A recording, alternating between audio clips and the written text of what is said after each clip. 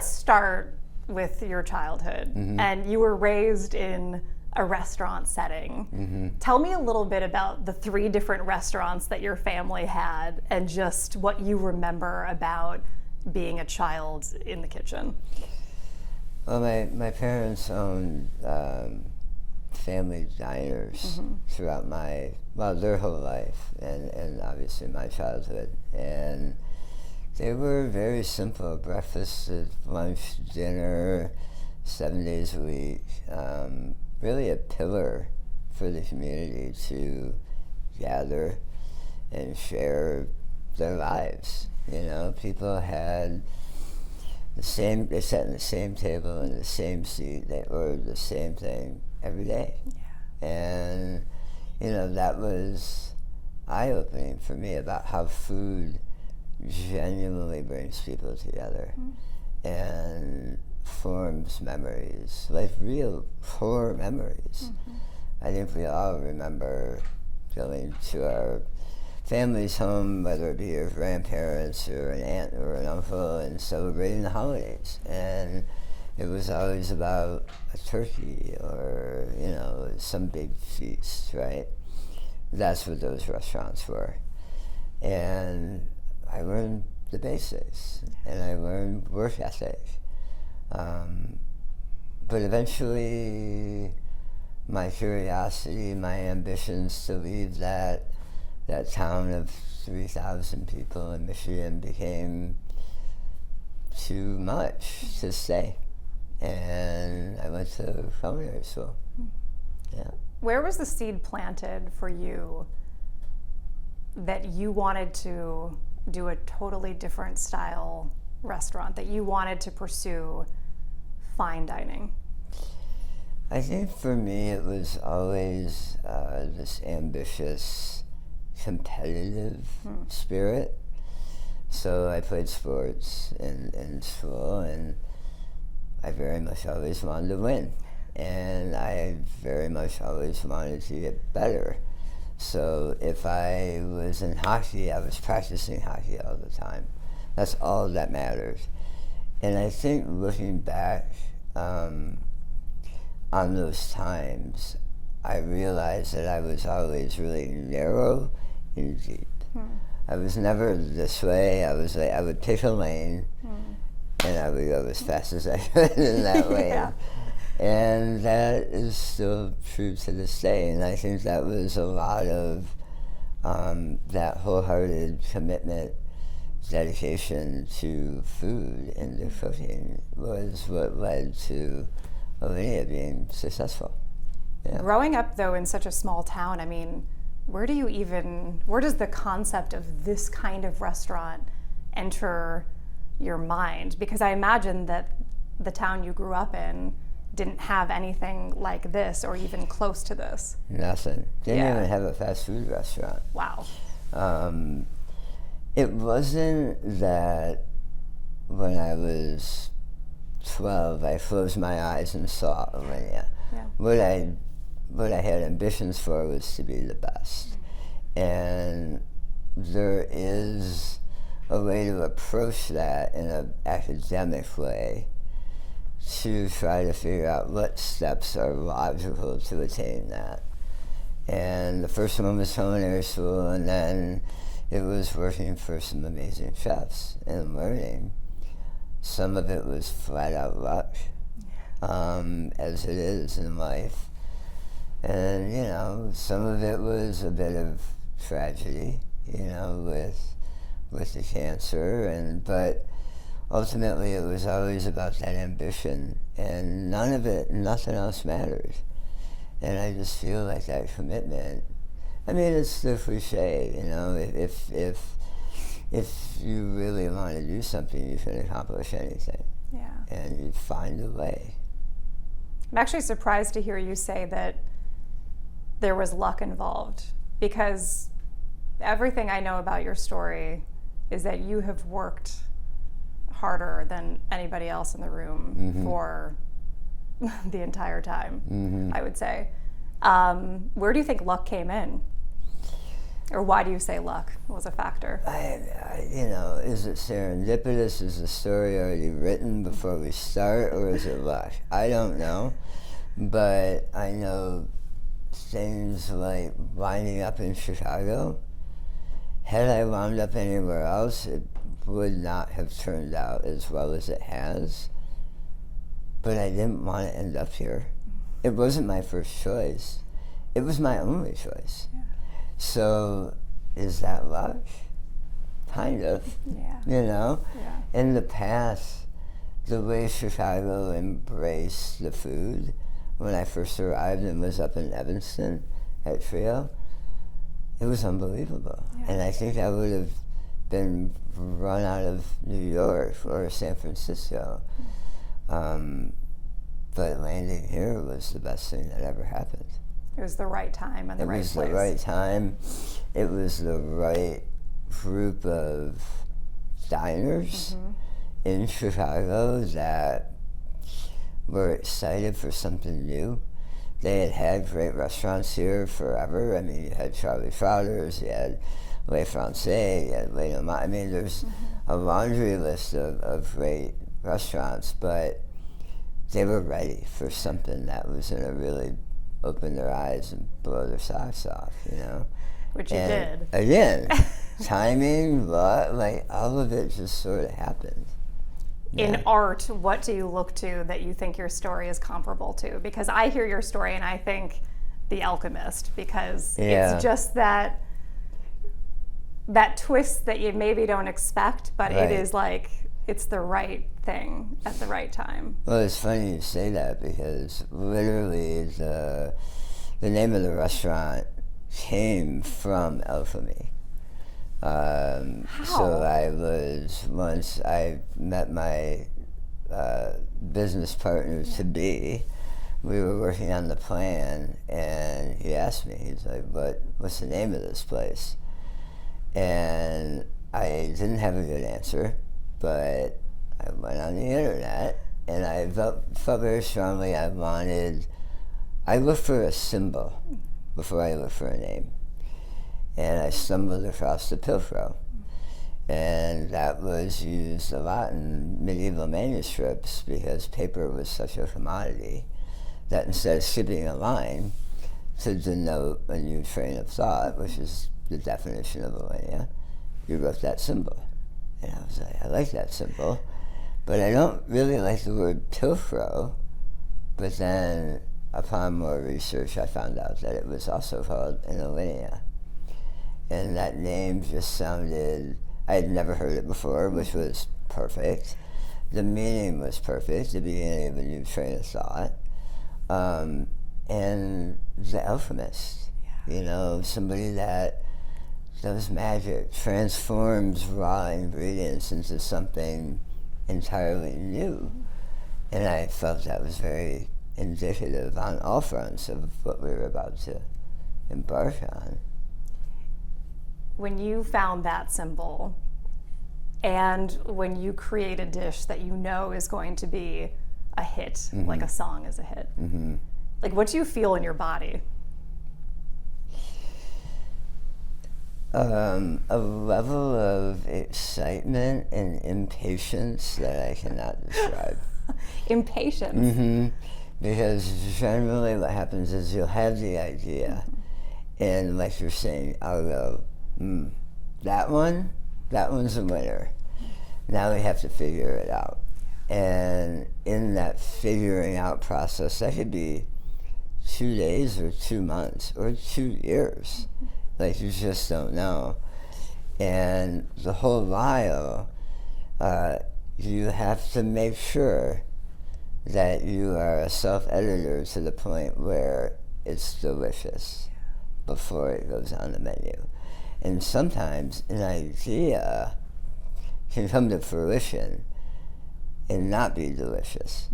So that's where I would always be like, we can get this on the menu tomorrow, but it won't be ready. Yeah. So that part is exhilarating. And then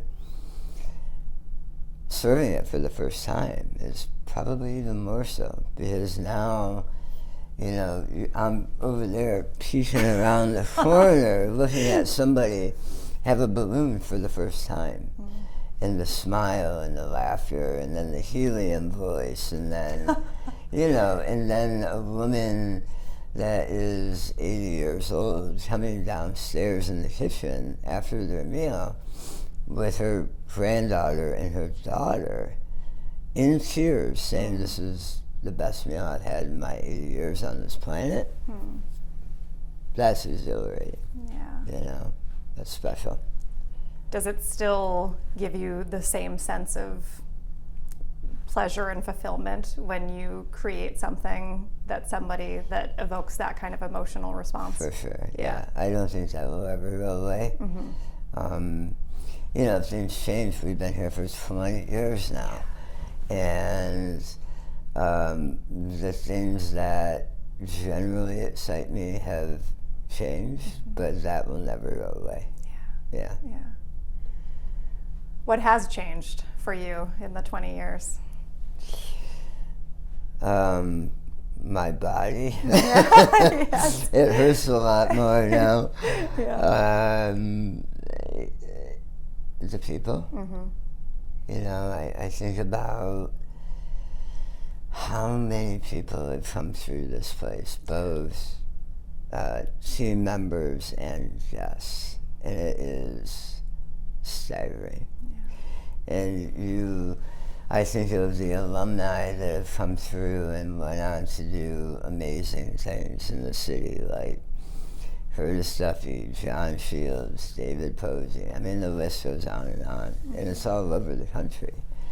And that makes me, there's a certain amount of pride there that obviously I wouldn't have been able to have 15, 20 years ago. I never knew that this thing would become a legacy restaurant, an institution, and a trampoline for so much talent.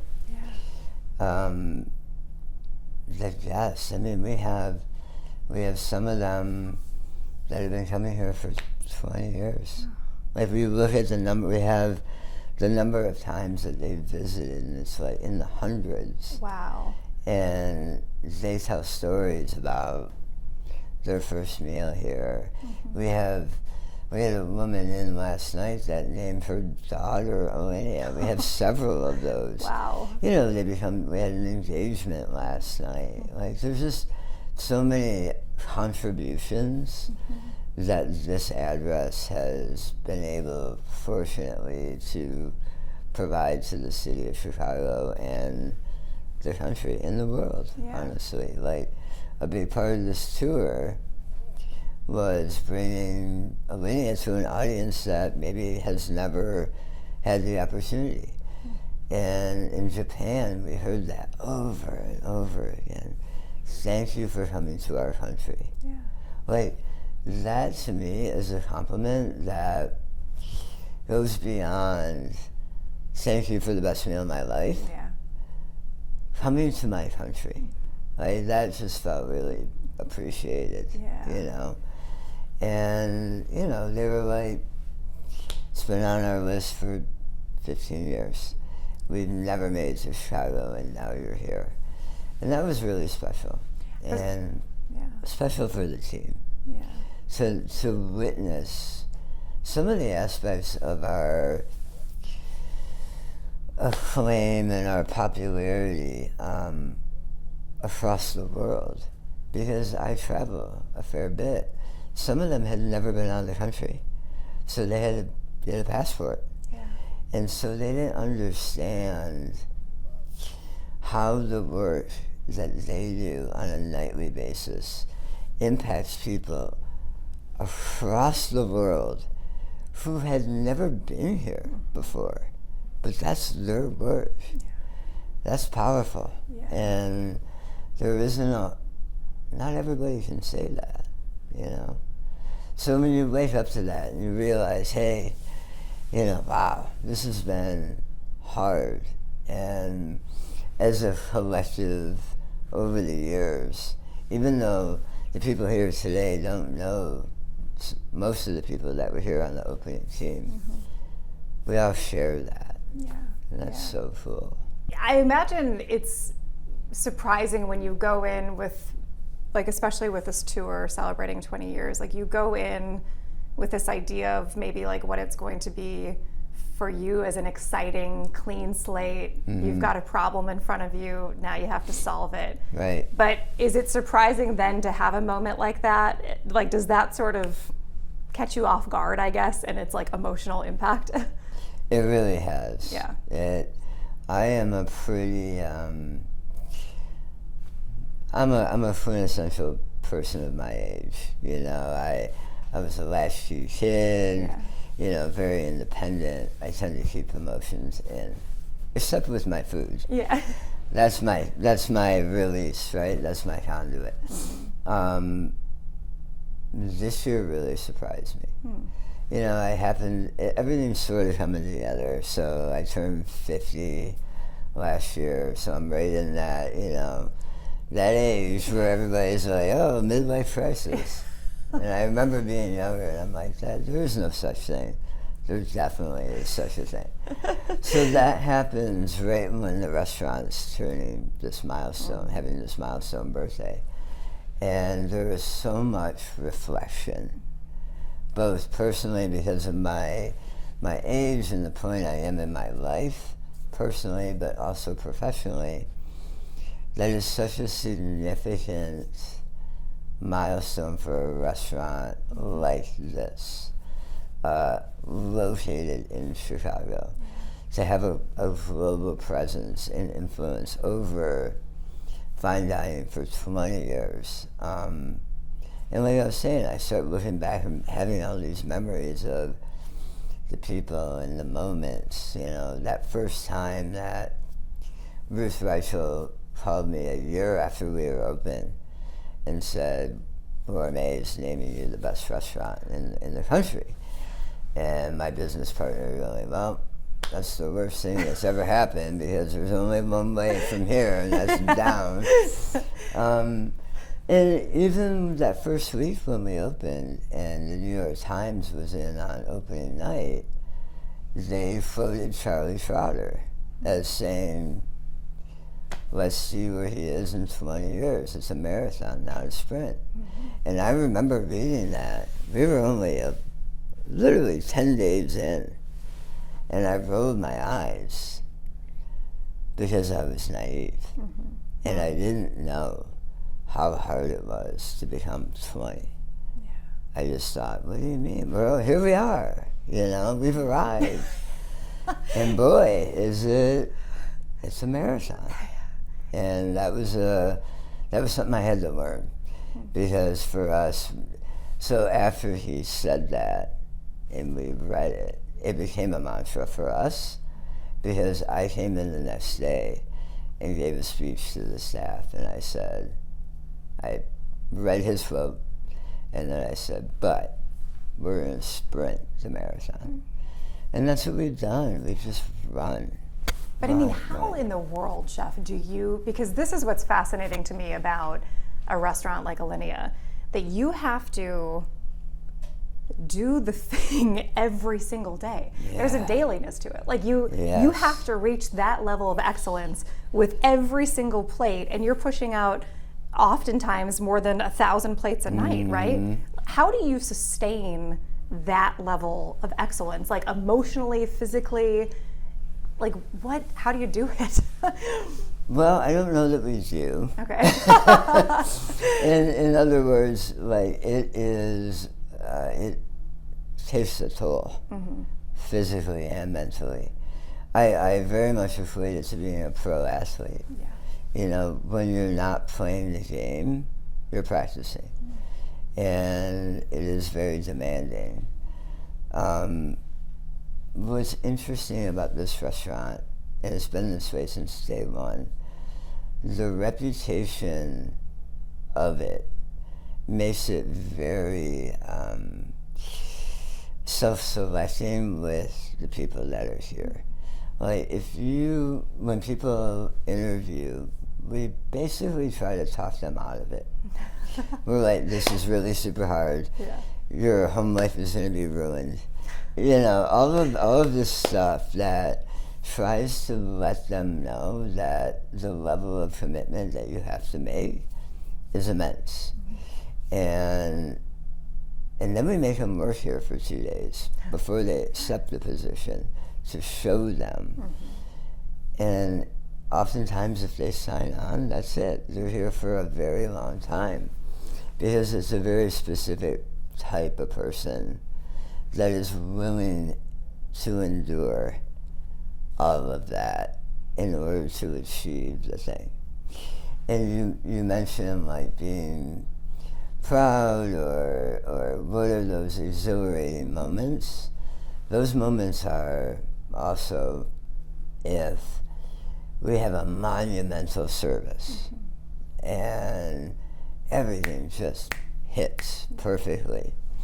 There are times I look around and I'm like, there's 100 team members in this building and every one of them is working together to achieve this one thing. And that is like, wow. They're all here because we're doing this. And it's not often, I feel like, people are able to experience that level of teamwork and passion, and it's amazing. I guess there's really nothing better in the world, right, than like having a group together and all being in it together. Yeah. Like that feels so good, right. The energy of that. But it comes with a lot, you know? I mean, you make tremendous sacrifices, and mental health, relationships, like I just got married 2 years ago, and prior to that, in the engagement stages, my life was like, so who's in your friend circle? And I'm like, I have 100 of them right here, you know? And, you know, I have 2 boys now that are in their early 20s that I didn't spend enough time with them when they were young. So there's all of those choices. There's all of those cliche events in people's lives that choose their career over everything else that are not cliche. Yeah. They're real. That happens, right? So, you know, looking back, there's some things that I would have probably changed, but not a whole lot. Like what would you have changed? I think my kids is one I would have, you know, there was a divorce when they were at a very young age, and they never lived in the city. So when they lived in Evanston for a long period of time, when the restaurant was closed on Monday and Tuesday, I would work an 80-hour week or a 90-hour week. Get up, drive, pick them up, bring them down to the city, take them back and forth to Evanston to school in the morning before I came in. And it was a lot. And then they moved to St. Charles. And so they were a bit further away. And then they hit their teenage years. And they have girlfriends and after-school sports. And so that part, you know, was tough. But much better now. I was now gonna they're say, men. Yeah. Now, you know, now we're close. But you know, you look through cancer and all of the things that come with running with a restaurant, like a pandemic. Like, who would have, right? Yeah. And that makes you even more proud because you look back. Some of the most gratifying praise, and I'll even throw it in with the accolades because this was really special. Yeah. During the pandemic, people would write us emails and they'd be like, it was our 25th wedding anniversary. Yeah. Everything in the world is closed. We had this special bottle of wine that we bought in France when we were first dating, that we said we were going to drink on our 25th wedding anniversary, and we thought we were going to have to cook for ourselves at home, and now you provide a to-go meal. And we lit a candle, and we put a tablecloth on the table, and we had our bottle of wine, and we had your food. And that just makes me realize that we're right back to that diner. We're right back to that pillar of community. Yeah. And yeah, we're a super expensive restaurant, but what happens in here is still the same. Yeah. People are sharing, lifetime memories together.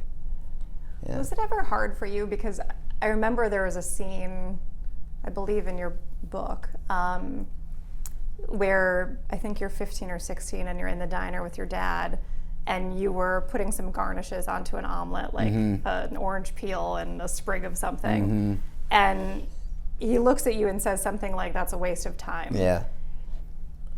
And then there's a scene where he comes to Alinea, and you said something to Nick about he's not going to like it, something like that. Was it ever difficult? Like, did your parents eventually come around to what you do and understanding it, or was there always sort of a disconnect between what you do and their kind of understanding of it, or maybe your father's understanding of it? Yeah, I think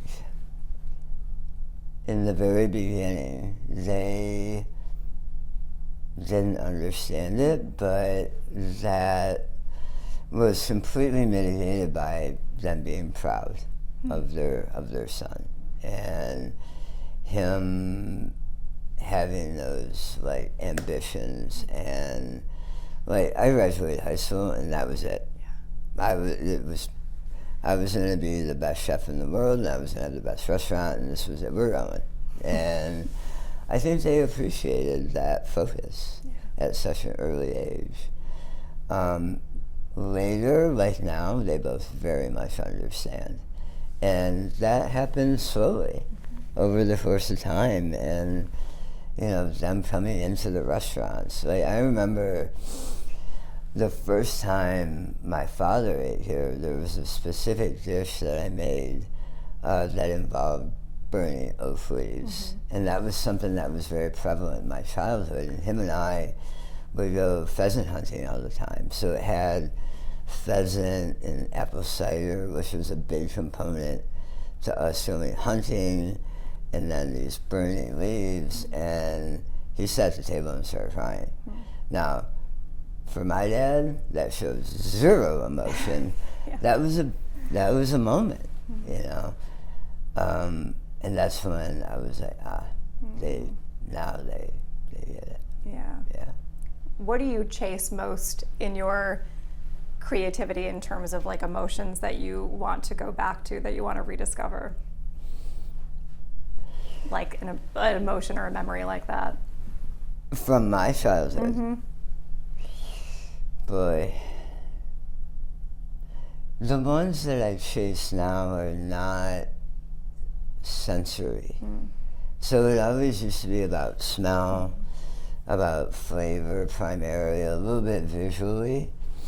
But now it is more, I'm trying to figure out ways to convey the feeling. Like, and that's really hard to do.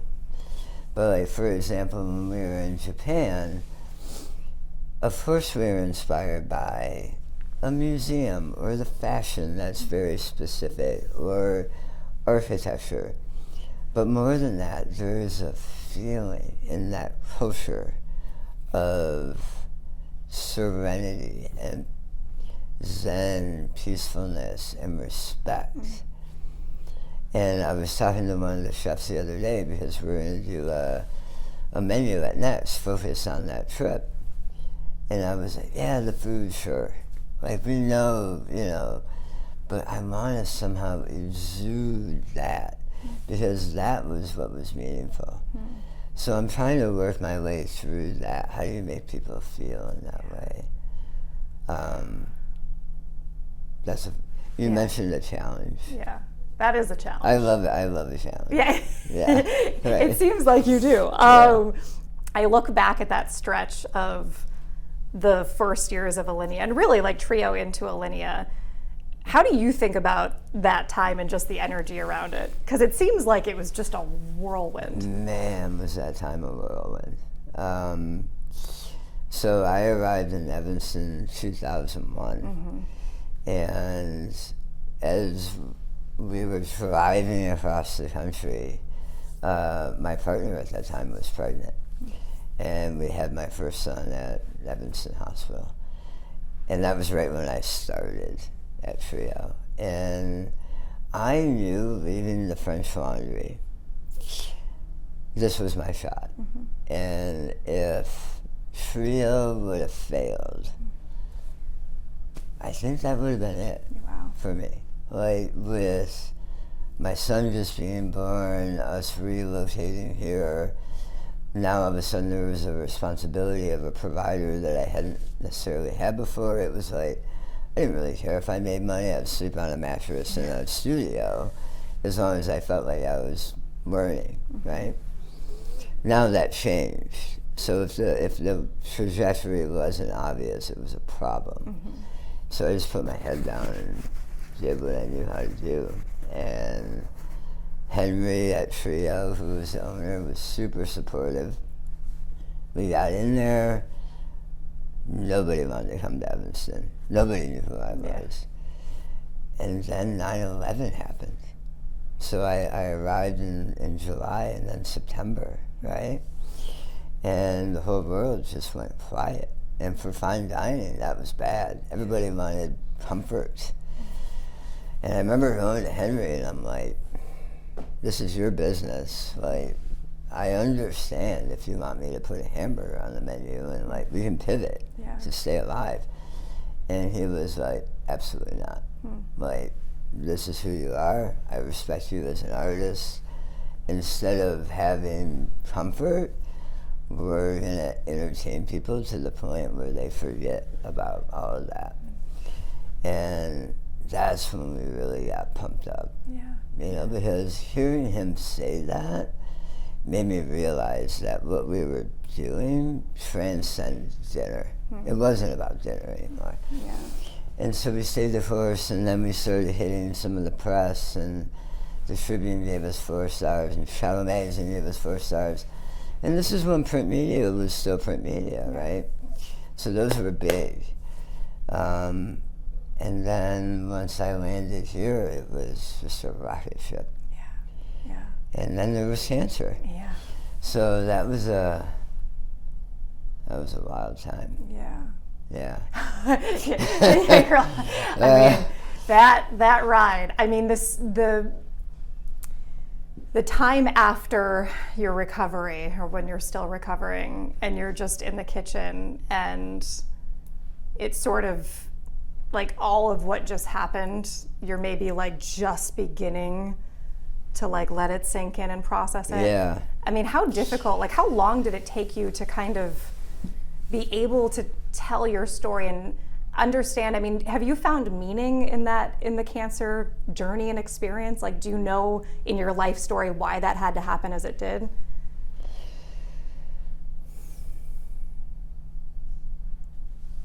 And it's really interesting that you say that, because I am a believer that everything happens for a reason. And usually, especially now in this period of reflection, I often look back at those massive events, whether they were really bad or really good, and I try to ask myself why they were there. And I literally was doing this last night. It's so funny you brought this up. Hard to say specifically. I know that I certainly wouldn't be the person I am today. That was such a life-changing experience. I think the restaurant definitely wouldn't be the same. May not have the same rigor and tenacity, because that happened so early on, and we pushed our way through it with as much grace as you possibly could, given the circumstances. And I think coming out on the backside of that, the way that we did, momentum only being propelled forward, it really set the tone. I remember the whole time going through treatment, I was still coming to work every day. It's amazing. And there was a running joke in the restaurant, like, nobody can come in sick. Like, don't you dare call in sick. There are no mental health days. Yeah, There's none right, of that. nothing. But you know, you asked about that time and that exhilaration and what that felt like. It was, you know, there are times when you look around and you're just surrounded by support, and we had the best cooks in the kitchen, and we had the best front of the house, and everybody at that time in food, like I had mentioned before, we were coming off of the tail end of a genre, say that was modern French American. So like Trotters, French Laundry, all of that. And now there was this molecular astronomy, there was this progressive cuisine, and Alinea was the leading practitioner of that. So it was so exciting. And then we had First Up, we had Avenues at that time. We had Graham Elliott Burroughs in town. We had Omaro Cantu at Moto. So all of a sudden, we had Schwa. Yeah. So all of those were just coming up. And I remember articles coming out and being like, Chicago is overtaking New York City. Yeah. We're no longer the second city. And we were a part of it. Like, we were making waves nationally, internationally. And it was so exciting. So exciting. So incredible. I want to make sure I understood you correctly when you were talking about becoming a better person and just the rigor that happens here after your cancer diagnosis and treatment and recovery. Did you say that you actually were working harder after cancer? It changed the level of rigor and vigor, I guess both of those words apply. Vigor, yeah. Right. Yeah, absolutely. I would actually think it would be the opposite, that it would make you like want to just take a walk down the street at 2:00 in the afternoon and enjoy the sunshine and the leaves. But no. So I think a couple of things really were profound going through treatment. One was not back off and spend time with family and friends, because my family and friends were here. A lot of people spend time in their place of comfort at home. That was here.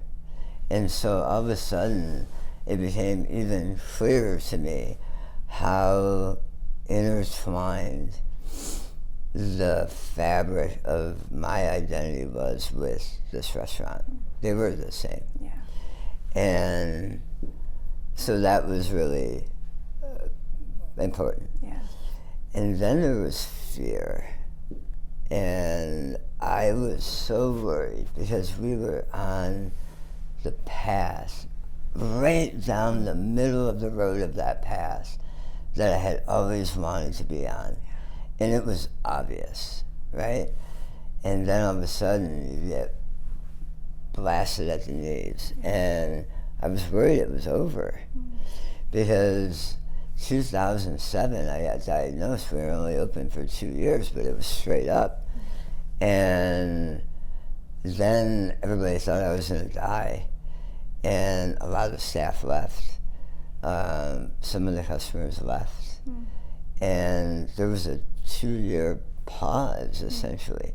Not because anything really stopped, but people stopped looking because they were afraid what they were going to see.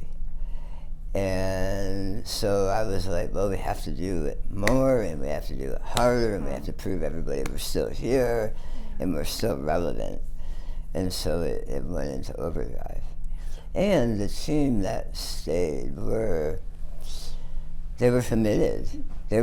They saw me coming in every day, and they were like, well, Chef's here, let's go. Yeah, right. You know?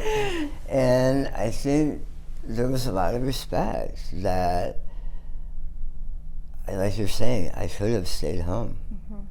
And I think they recognized that, and they were like, wow, this is a leader.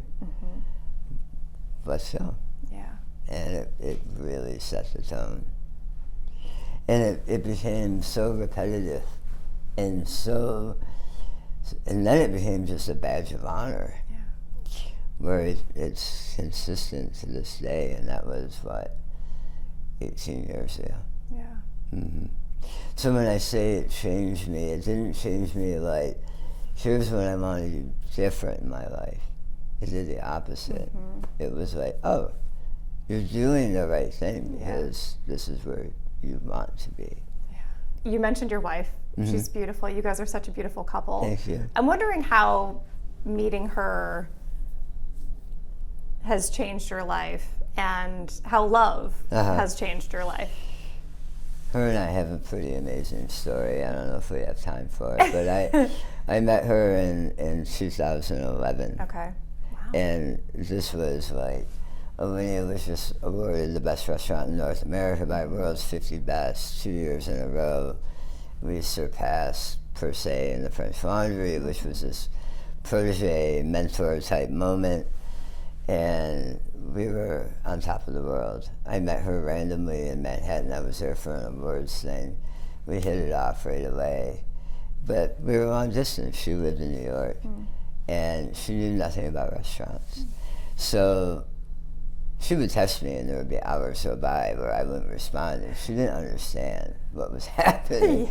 Anyway, we dated for a bit, and then we broke up. The long distance didn't work. Didn't talk to her for 8 years. Literally 8 years. I'm standing at the pass down in the kitchen one night, and my phone goes off, and it's her. And she was like, hey, I just saw you on TV. I wanted to say hi. She goes, how you been? I go, I'm good. I'm just recently single. And she goes, oh, how's the rebound? And I go, I'll tell you after dinner tomorrow night. And I thought she was in New York. I thought, I'll just hop on a plane. Yeah. She lived in LA. So anyway, we got back together at that point. And it's changed me a lot. You know, I was finally ready to allow another love in my life for the first time, and she's softened me a bit, and she's opened my eyes to a lot of things outside of restaurants that I very much enjoy and I'm very much inspired by. And she's just this massive collaborative creative partner that, you know, is just very fulfilling. And I always thought that I didn't have room for that. I didn't have space for that. It was all about this. And I was young and silly. And maybe I didn't then. But now it has only made this work side of the brain more powerful and have more output. Yeah. It's really something. Well, then you think about like your restaurant, and I mean, I think about like the best dinners I've had in my life. They've been with like the love of my life, you know? And so you maybe even understand, or do you, I guess that's a question, do you understand like this even more because of her? Oh, for sure. Because of wanting to have that experience with her. Yeah, absolutely. And explain it to her and have her curiosity bubble. Like, she knew nothing about food and restaurants, and now she's like talking the lingo with me. I would imagine she would have to, learn. But it's not about that. It's like I learn from her curiosities and I learn from her questions, and vice versa. Yeah. So it really makes the whole thing stronger, and obviously the relationship stronger. You mentioned artificial intelligence, and obviously you've also been on this tour for the 20th year of Alinea. So I'm just curious, you know, what is percolating in your mind right now as to what's next when, I mean, I know the 10-year anniversary of Alinea, you did a massive renovation. Right. What are you sort of thinking, and how could technology play a part in that? I like AI. I feel like if it's used responsibly and we're able to have some boundaries placed on it so that it's safe, it's an amazing asset. I use it primarily for research, as inspiration to start ideating myself and then creating. I think people have a misconception of it and a fear of it. We don't type in Alinea dish and have it spit something out. And even if it did, we still have to formulate that recipe and we have to execute it. Like you were saying before, 100 times a night, 7 days a week, 50 weeks a year. And that's hard.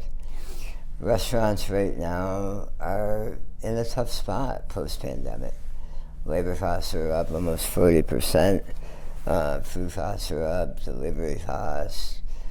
Landlords are being a little bit more stingy with rent. So AI potentially comes in for certain cost savings with accounting, admin, inventory, ordering, like all of that stuff that we can potentially bring the financials more into a line, to 2019 and prior. That would be very helpful for us. But I very much enjoy it. Yeah. I think it's an amazing creative tool. And to me, it's very similar to early 2000s with the internet and how that unlocked a lot of information for me to pull in and then push back out. Yeah. Do you see a day potentially where the four walls of Alinea as the home base here in Chicago doesn't exist the way we know it, and you are popping up and traveling and just fitting the experience to the place? Yeah. So in 2002, there was a food conference in Madrid, and it was all of the world's best chefs talking about their ideas. And of course, people say, well, what do you see in the future? And I blurted out at that point, what if a restaurant didn't have a permanent address? What if it was like a rock band and just went on tour, or Cirque du Soleil troupe? And the idea was dead for 12 years. And then in 2016, we did our first series of pop-ups in Madrid and Miami. And then this year we did a bunch. We did 4 of them. The thing that I enjoy the most about the pop-ups is that each one of them has its own set of challenges and therefore its own set of potential creative outcomes. So 1723 Halstead is forever. Yeah. Like sometimes I walk in here when nobody's in here and I look around and I'm like, I wonder how I'll feel the very last day when I lock the door and walk away. That will be a very emotional day. So it'll always be my home. But creatively, I think the future for us is responding outside of these 4 walls. Because 20 years in the same box is a lot. And because of the ethos of who we are, we have never stopped with the creative ambition in this building. And we've exercised, not everything, but a lot. So what's the next step in our ambition? Travel is a big one. I think traveling as a restaurant is so much work. I mean, we've shipped containers across the ocean for Japan because we wanted our Alinea serviceware. Yeah. We wanted it to feel like we brought Alinea to Japan. So doing that is very taxing. Yeah. But man, is it rewarding. Yeah. Like Beverly Hills was unbelievable. Yeah. It was, so we did an experience there that we called Progression. And it was at the Mayborn Hotel. And the hotel gave us 8 areas. So 2 restaurants, a bar, 2 banquet rooms, a hallway, an outdoor patio. Wow. And the idea was that guests would move in groups of about 15 or 20. And they would spend a half hour or so, 20 minutes in each area. Cool. Each area was thematically heavily built out by a production team. So it was like an interactive play with our food. And to me, it was like the most creative we've been in 20 years. And it felt new and fresh. And I was like, uh-oh. Here we are. Yes. Yeah. And you could never do that like in this space necessarily. And it's interesting as a creative. Sometimes you are a victim of your own success. So, this restaurant used to be 5 days a week, and then the demand was so high, we went to 7. But what happened is when we were 5, those Mondays and Tuesdays, I would come in anyway, and I would have the whole kitchen to myself, and I would work on new stuff. Yeah. So when those evaporate and you're busy every day, like you're saying, we play a live concert every night, and so there's less time to practice. Yeah. And so those creative impulses are a little bit fewer. So to get out like we did this year and force ourselves to be in different environments really helped. Yeah. I wrote a lot of notes this year. That's good, because I don't know if you're anything like me, but if I have something creative, I'm like, I have to write it down, or else it may be it's out the door forever. just as quick. Right. Yeah. Of course, the last question I have for you is based on why we're here, which is the Jean Banchet Award that you're getting in January. Yes.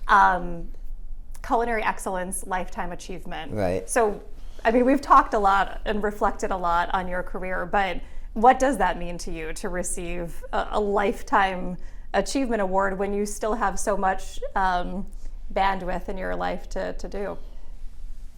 So the Banchet Awards are something that is important here in Chicago, but also now it's starting to have a national platform. And to have a legacy award is something I also never thought about, because I still feel pretty young inside. And I also firmly believe that we have yet to do our best work, which for someone that's been in this for 30 years at a really high level, had this place for 20, it sounds a bit ridiculous to say, frankly. And like when you think about bands, super bands, the Stones, Beatles, how many times have they played Let It Bleed? Yeah. Right? And we could do that. Yeah. But we're choosing not to. We're taking risks still. Going out on the road this year 4 or 5 times, and so I feel like looking back and being honored for a breadth of work, a body of work that is so dense, it makes me really want to give back. And that has been sort of a revelation of this year. Like engaging more, being more of a mentor. It's time. Like for me personally, that was never in the front of my mind. It was always about, let's go today. And now it's like, oh yeah, I remember how I felt when I was 25. I'm gonna go chat with him. I'm gonna go talk to her about the job she worked at before here. And maybe he's not, I know a shortcut. So now I find myself taking a moment where before it was run, and trying to get back. And when you have something like the Banchet Committee go, hey, what you've done over your career thus far has made a major impact on an industry. That's really special. Yeah. And that's something I never thought about. And I try to make it not let me feel old. Yeah, I don't think it's about that at all. I think it's the breadth of work. And I mean, when you look at just how young you were when you started this, I mean, So that's the it, wild thing. right? It's, yeah. I think that's a big part of it, is normally when you have a restaurant that's 20 years old, the chef is usually 70. Easily, yeah. So, you know, we opened, when I left the French Laundry in 2001, I said I'm going to own my own restaurant by the time I'm 30. And I missed it by 7 days. But Come yeah, on, Chef. Yeah, right. But you know, so when you start your 20-year path, when you're 30 or 31, yeah. you have a long runway. So we're about halfway there.